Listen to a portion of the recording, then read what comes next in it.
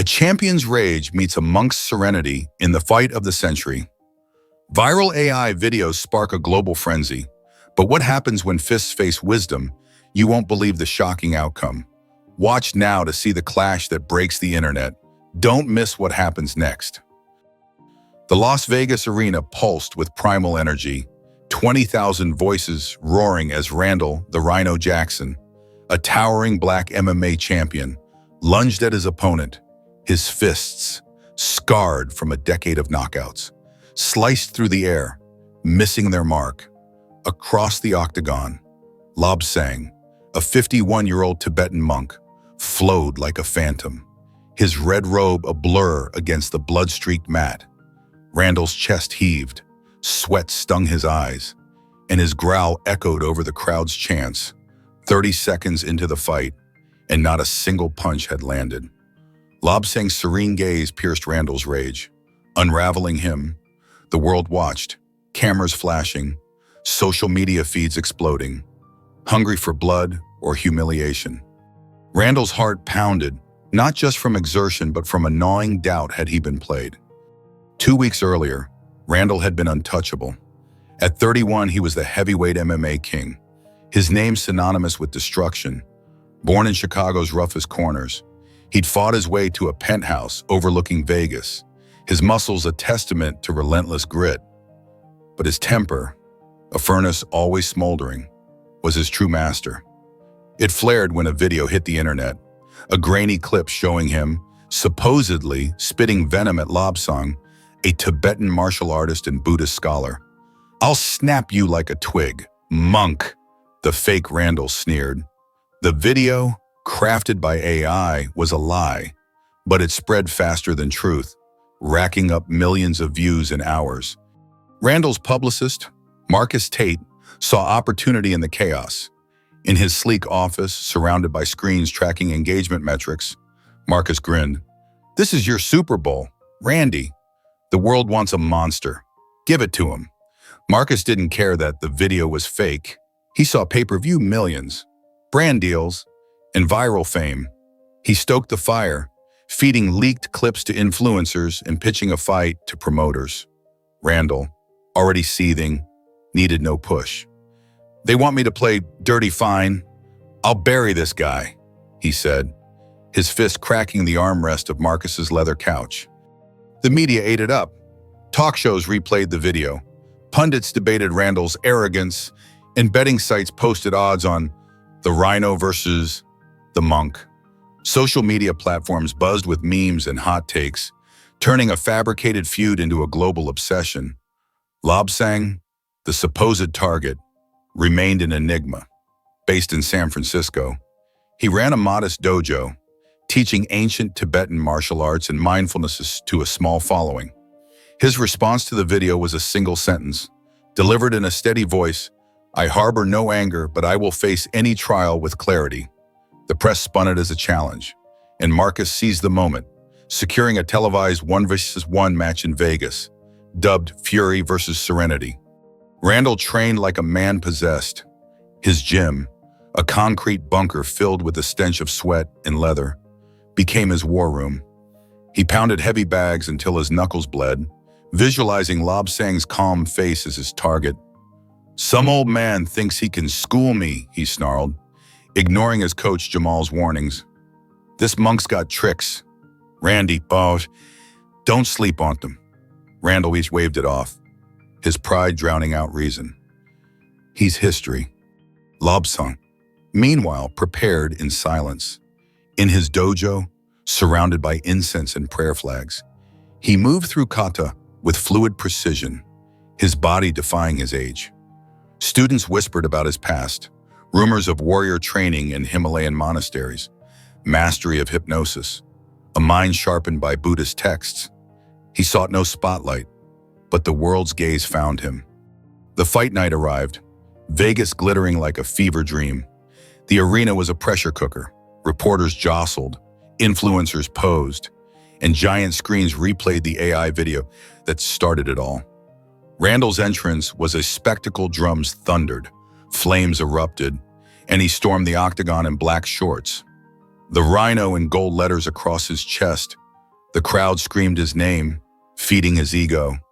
Then Lobsang entered, barefoot, his red robe stark against the chaos. No music, no hype, just a quiet bow. The contrast unnerved Randall, his sneer masking a flicker of unease. The bell rang, and Randall charged, a freight train of rage. But Lobsang was untouchable, sidestepping each strike with effortless grace. The crowd's cheers turned to gasps as Randall flailed, his power useless against the monk's calm. Backstage, Marcus watched, his phone pinging with skyrocketing viewership. "That's it. Randy, swing harder," he muttered, oblivious to the shift in the octagon. For Randall, every miss was a wound, not to his body but to his identity. The fight had just begun, but the real battle was within. The arena's roar faded to a dull hum in Randall's ears as the first round ended. He slumped onto the stool in his corner, chest heaving, his coach Jamal dabbing sweat from his brow. "Slow it down, Randy," Jamal urged, his voice cutting through the haze. "You're swinging wild. He's reading you like a book." Randall's eyes flicked to Lobsang, seated across the octagon, sipping water with infuriating calm. The monk's robe was pristine, his breathing steady, as if the last 3 minutes hadn't happened. Randall's knuckles throbbed, his pride stung worse. The crowd's chants, once his fuel, now felt like mockery. Outside the cage, the world was eating it up. Giant screens replayed Randall's missed punches in slow motion, commentators dissecting his every move. Social media feeds overflowed with clips, fans posting shocked emojis and hot takes, the rhinos choking. Monks got him shook. Marcus Tate, backstage, paced with a shark's grin, fielding calls from sponsors. "Numbers are through the roof," he told a producer, barely glancing at the monitor. To Marcus, Randall was a product, and the product was selling, win or lose. But for Randall, the fight was unraveling something deeper. He'd built his life on dominance, each knockout a brick in his fortress of self. Now, Lobsang's effortless dodges were pulling those bricks loose. Between rounds, Randall's mind raced, replaying the weeks leading up to this moment. The fake video, Marcus's manipulation, the media's frenzy, it had all felt like a game he could win. But in the octagon, facing a man who seemed to see through him, Randall felt exposed, a boy pretending to be a king. The bell rang for round 2.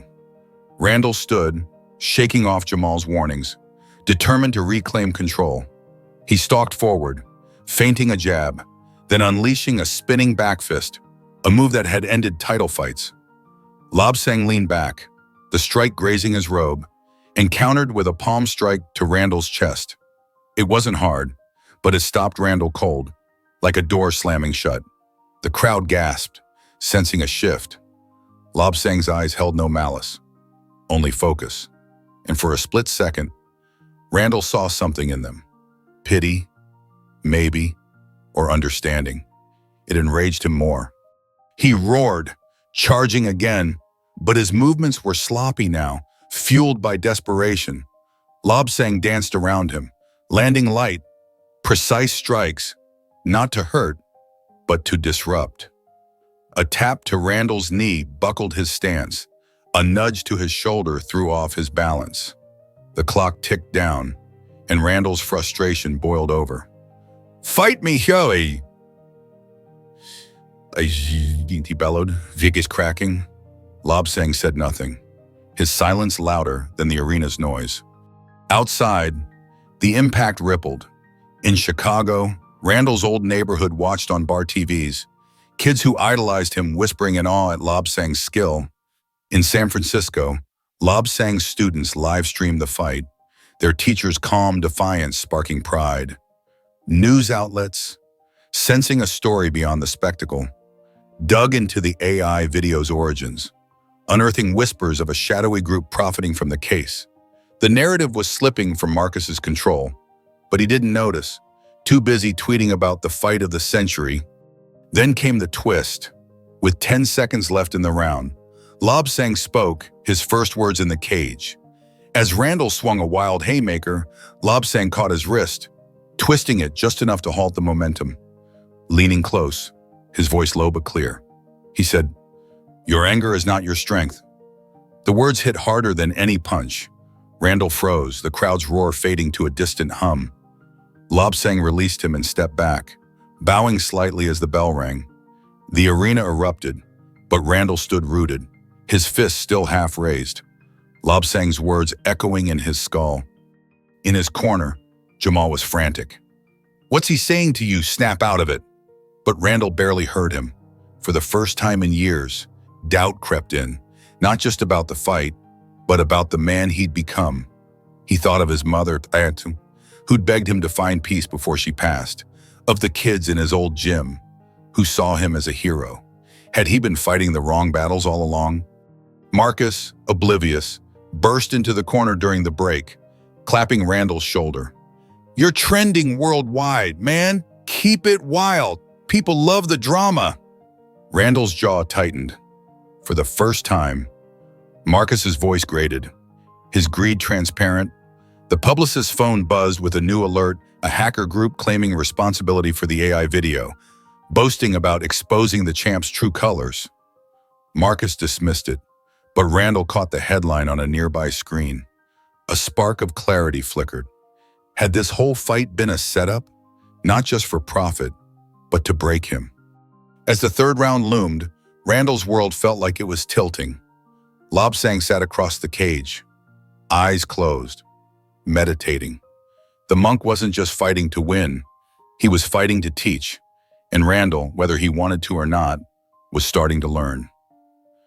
The bell for round 3 echoed through the Las Vegas arena, but Randall the Rhino Jackson stood slower this time, his massive frame heavy with something new, uncertainty. Lobsang's words, "Your anger is not your strength," burned in his mind, a splinter he couldn't dislodge. The crowd's chants felt distant, their hunger for violence now a mirror of his own past. Across the octagon, Lobsang rose, his red robe flowing, his eyes steady but not judgmental. Randall clenched his fists, torn between the urge to crush and a creeping need to understand. He moved cautiously now, circling Lobsang, his usual bull rush replaced by calculation. The monk matched his pace, hands low, inviting attack, yet untouchable. Randall threw a measured jab, testing. Lobsang deflected it with a flick of his wrist, stepping inside Randall's reach to tap his ribs, a strike so light it felt like a taunt. The crowd murmured, sensing Randall's restraint. Commentators leaned into their mics. Is the Rhino holding back? Social media lit up with speculation, fans torn between mocking his caution and marveling at Lobsang's control.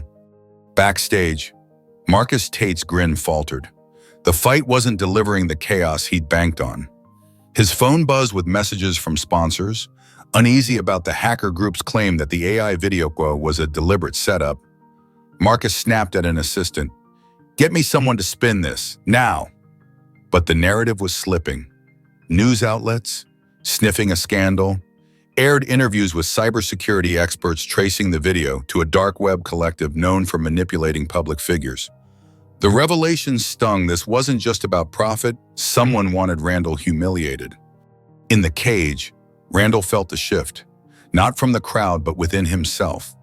Each of Lobsang's movements, fluid, deliberate, seemed to pull him toward a truth he'd buried.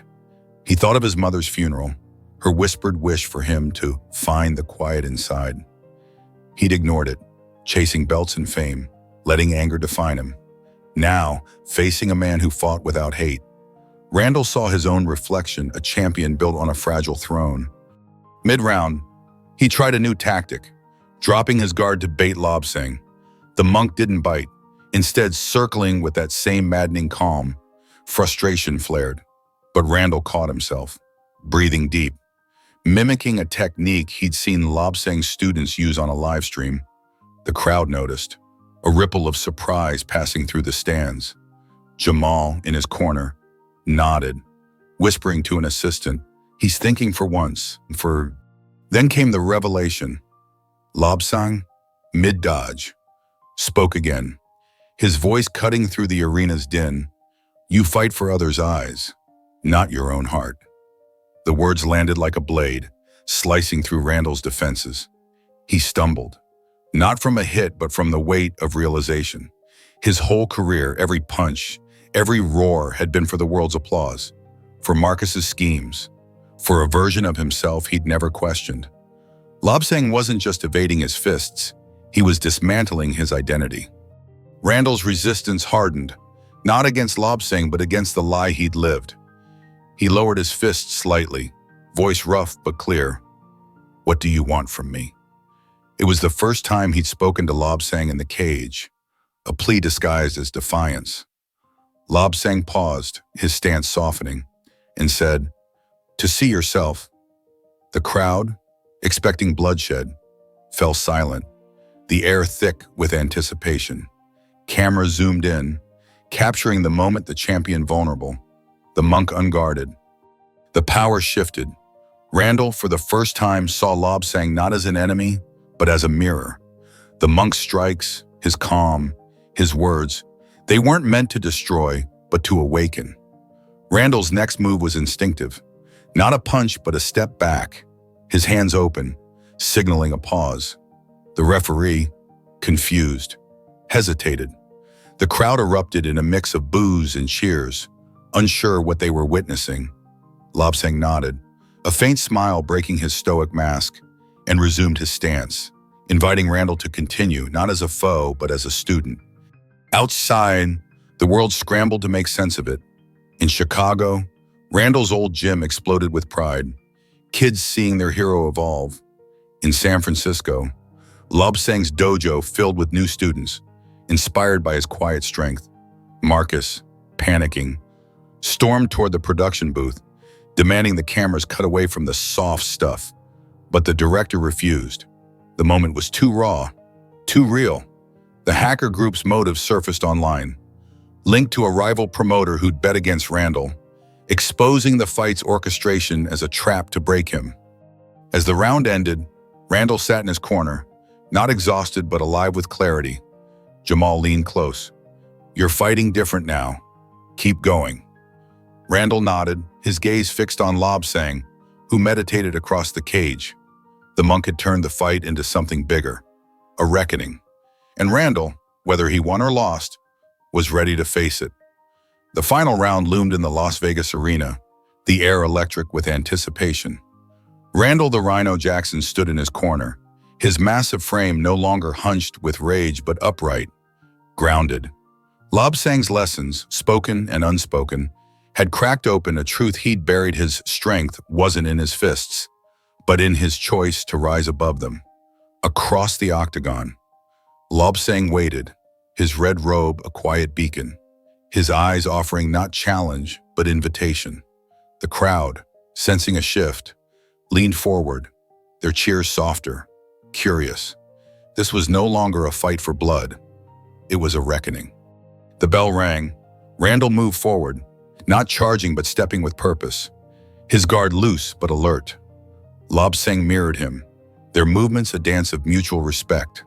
Randall threw a light jab, not to harm but to engage. Lobsang caught it gently, redirecting the force, and countered with a soft push to Randall's shoulder, guiding him off balance. The exchange was fluid, almost ceremonial, and the crowd watched in hushed awe. Commentators, scrambling to narrate, called it a masterclass in control. Randall's mind was clear, unclouded by the anger that had once driven him. He saw Lobsang's strikes for what they were, not attacks, but corrections, each one peeling back layers of pride. Midway through the round, Randall paused, lowering his hands entirely. The arena gasped. "I'm done fighting you," he said, voice steady, carrying over the microphones.